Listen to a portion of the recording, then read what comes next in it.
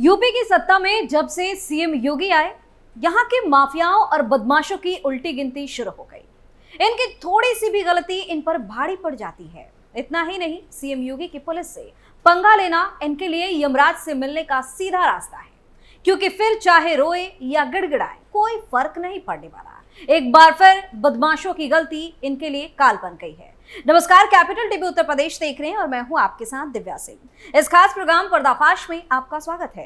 पर्दाफाश में बात होगी यूपी में हुए ताबड़तोड़ एनकाउंटर की।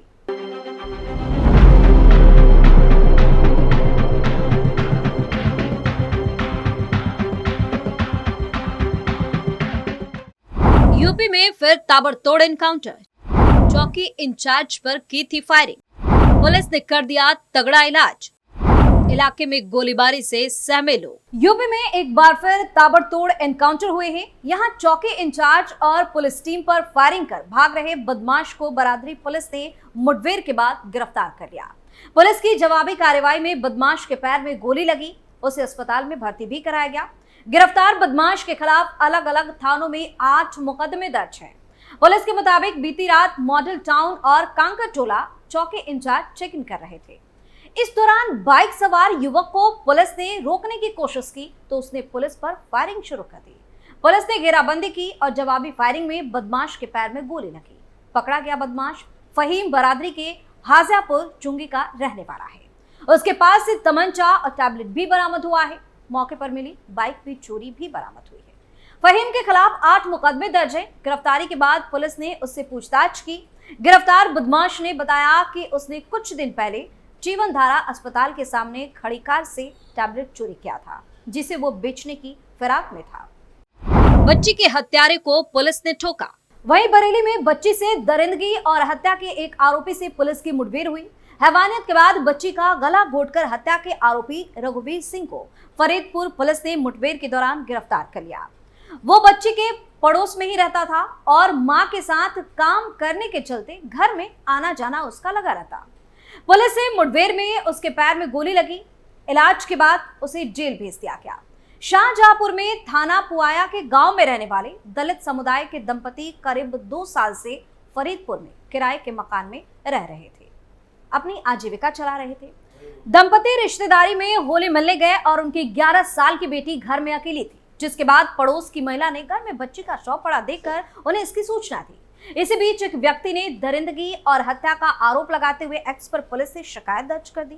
हालांकि बच्ची के माता पिता ने इसे सामान्य मौत बताया, लेकिन पोस्टमार्टम में हैवानियत और गला घोंटकर हत्या करने की पुष्टि हो गई। बच्ची की मां ने दर्ज की शिकायत। मामले में बच्ची की मां ने पड़ोस में ही रहने वाले रघुवीर सिंह के खिलाफ रिपोर्ट दर्ज कराई थी। पुलिस ने रघुवीर की तलाश शुरू की तो वो फरार मिला। एसपी साहब अंशिका वर्मा ने बताया कि पुलिस को सूचना मिली कि रघुवीर हाईवे के पदारतपुर जाने वाले रोड पर मौजूद है और कहीं भागने की फिराक में है। इस पर एसओजी और फरीदपुर पुलिस ने घेराबंदी की तो उसने फायरिंग कर भागने की कोशिश की, लेकिन जवाबी कार्रवाई में उसके पैर में गोली लगने से वो घायल होकर गिर गया तो पुलिस ने उसे गिरफ्तार कर लिया। उसके कब्जे से एक तमंचा, एक कारतूस और एक खोखा बरामद हुआ है। गाजियाबाद में 3 बदमाश गिरफ्तार। और अब बात गाजियाबाद की, जहां थाना चानिका सिटी पुलिस ने देर रात लोने पुश्ते पर मुठभेड़ के दौरान 3 अपराधियों को गिरफ्तार किया। इनमें से 2 अपराधी पुलिस की गोली लगने से घायल हुए, जिन्हें अस्पताल में भर्ती कराना पड़ा। पुलिस का कहना है कि ये तीनों अपराधी दिल्ली में एनसीआर में सक्रिय थे और लूट, डकैती, चैन लूट जैसी घटनाओं के आरोपी रहे हैं। एसीपी सिद्धार्थ गौतम ने बताया कि घायल आरोपियों के नाम आफ्ताब, राशिद और आमिर हैं। उन्होंने बताया कि ट्रोनिका सिटी पुलिस रात के समय में चेक इन कर रही थी, तभी एक मोटरसाइकिल पर 3 युवक आते हुए दिखाई दिए।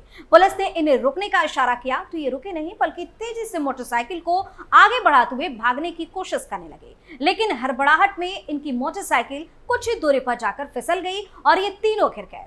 इसी दौरान 2 आरोपियों ने पुलिस पर फायरिंग भी शुरू कर दी। पुलिस ने भी जवाबी फायरिंग की। इसमें आफ्ताब और राशिद घायल हो गए, जबकि तीसरे आरोपी को भी पुलिस ने दौड़कर गिरफ्तार कर लिया, जिनके कब्जे से लूटे हुए मोबाइल और घटना में शामिल बाइक और हथियार भी बरामद हुए हैं। तीनों ही शातिर किस्म के अपराधी हैं, जिन पर लूट, चोरी, डकैती आदि के मामले दर्ज हैं। अन्य आपराधिक इतिहास की जानकारी भी जुटाई जा रही है। लूट के 2 बदमाश मुठभेड़ में गिरफ्तार। उत्तर प्रदेश के मुरादाबाद में पुलिस ने लूट और चेन स्निचिंग की घटनाओं को अंजाम देने वाले 2 बदमाशों को मुठभेड़ के बाद गिरफ्तार किया। पकड़े गए एक बदमाश की पैर में पुलिस की गोली लगी है, जिसे इलाज के लिए मुरादाबाद के जिला अस्पताल में भर्ती कराना पड़ा।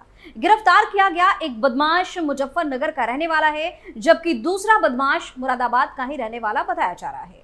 दोनों बदमाशों ने सत्संग सुनकर लौट रही महिला से लूट की वारदात को अंजाम दिया था और मौके से फरार हो गए थे।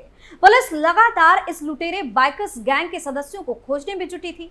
घटना मुरादाबाद के सिविल लाइन थाना इलाके की है।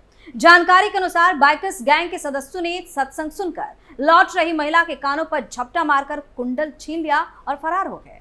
पुलिस लगातार बाइकर्स गैंग के सदस्यों की तलाश में जुटी हुई थी। देर रात पुलिस को मुखबिर से सूचना मिली कि 2 बदमाश क्षेत्र में छिनैती की घटना को अंजाम देने की फिराक में लगे हुए।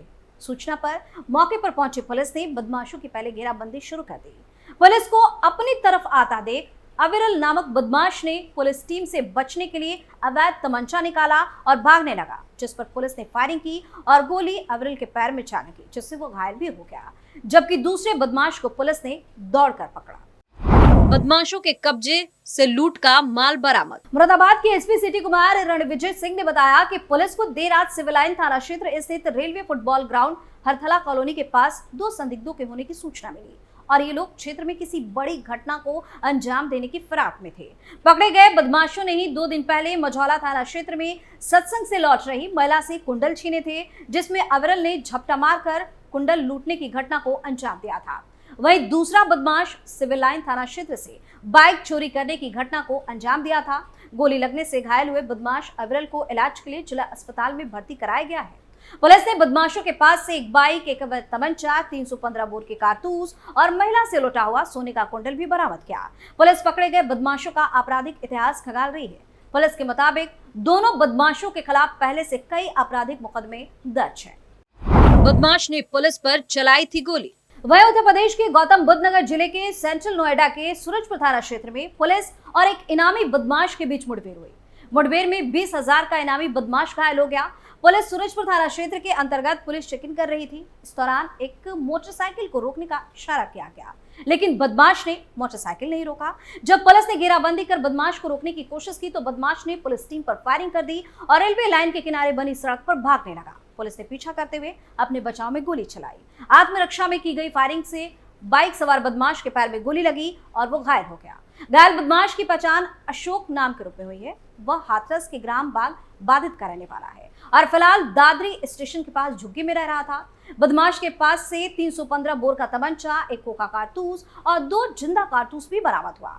अशोक गैंगस्टर एक्ट में वांछित था और अक्टूबर 2023 से फरार चल रहा था। न्यायालय ने उसे भगोड़ा भी घोषित कर रखा था। उसके खिलाफ सूरजपुर थाने में चोरी और लूट के 5 मामले दर्ज है और एक मामला हाथरस भी दर्ज था। घायल बदमाश को इलाज के लिए अस्पताल भेज दिया गया। सेंट्रल नोएडा के डीसीपी शक्ति मोहन अवस्थी ने बताया कि ये बड़े ही शातिर किस्म का बदमाश है, जो लूट और चोरी के मामलों में फरार चल रहा था और इस पर गैंगस्टर एक्ट में मुकदमा पहले से दर्ज था। इतना ही नहीं, एक मामला हाथरस में भी इसके नाम से दर्ज है। फिलहाल घायल बदमाश को इलाज के लिए अस्पताल में भर्ती कराया गया है। तो फिलहाल यूपी में ताबड़तोड़ एक्शन से बवाल मचा हुआ है। पुलिस से पंगा लेना अपराधियों को भारी पड़ रहा है, क्योंकि इनके लाख गिड़गिड़ाने के बाद भी पुलिस इन पर रहम नहीं दिखाती। पर्दाफाश में फिलहाल के लिए इतना ही। देखते रहिए कैपिटल टीवी उत्तर प्रदेश। नमस्कार।